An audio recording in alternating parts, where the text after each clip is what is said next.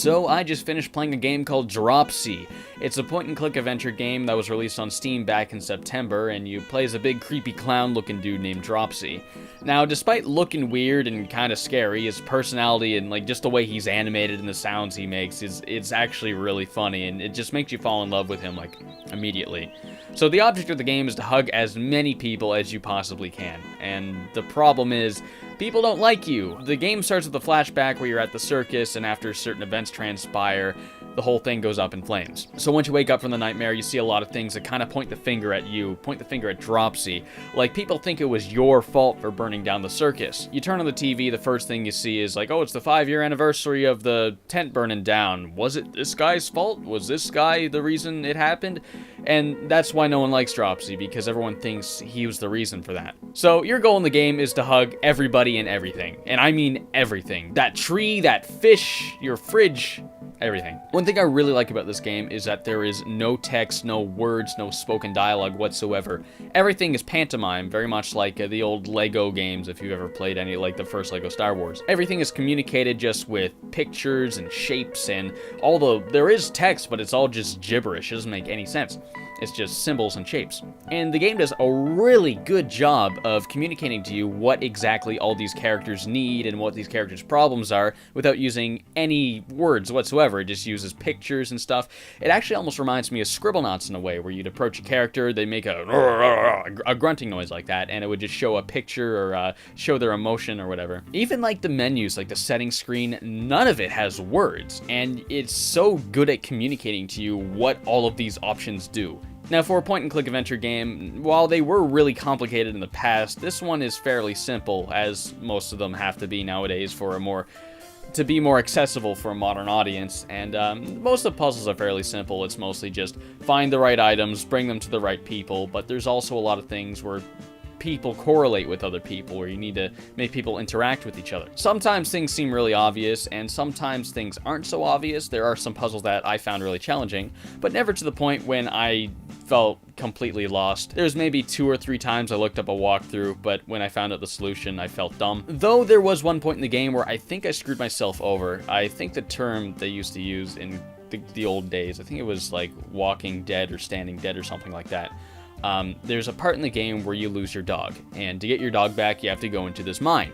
And the object you need to get into the mine, you need the dog to get that object. And I missed getting that object, and I couldn't get it because I no longer had the dog. Now, I don't know if there's an alternate way to get that, or if I screwed myself over. I don't know. Just be aware of that before you go into the mine. Dig up all the mud patches on the left. Do that before you lose a dog, because you might screw yourself over. I think I did. I don't know. Now, eventually walking around is going to start feeling kind of tedious, because you don't walk super duper fast, and the map is pretty expansive.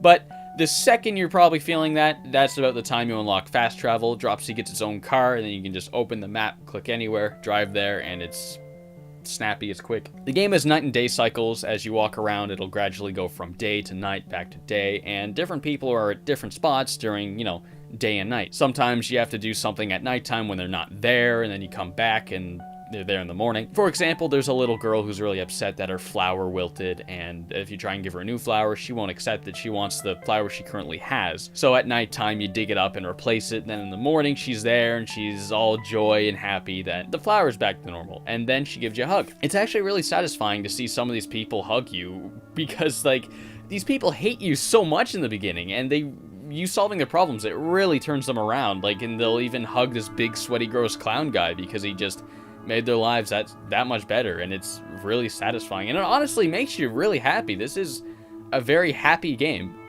which is weird, because looking at it, it just looks weird, and believe me, this game gets really weird, and I love games that do that. I love games that get weird. The game has a lot of surrealism in it. There's a couple of dream sequences where things are just, what is going on? They're very short-lived, but the art in them is kind of grotesque and brutal, and you're like, geez. Almost reminds me of Yume Nikki in a way, mostly just because it's a dream sequence.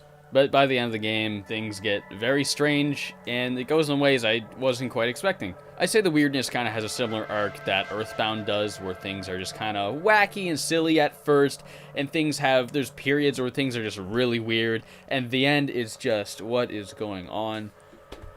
It's really good. I like this game a lot. I'd recommend this game to anyone that likes point-and-click adventure games. If you're really hardcore into point-and-click adventure games, you like the classic stuff like King's Quest and Harvester and Darkseid or whatever.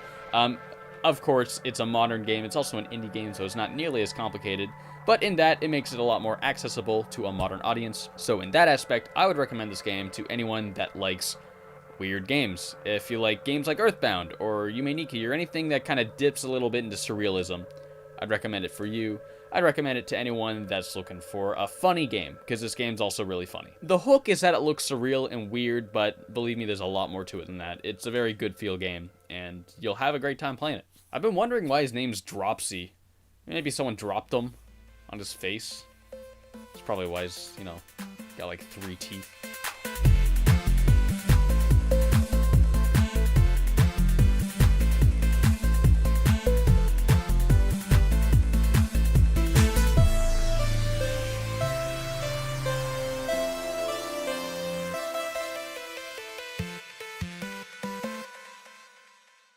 I know why his name's Dropsy. Please don't explain it to me in the comments.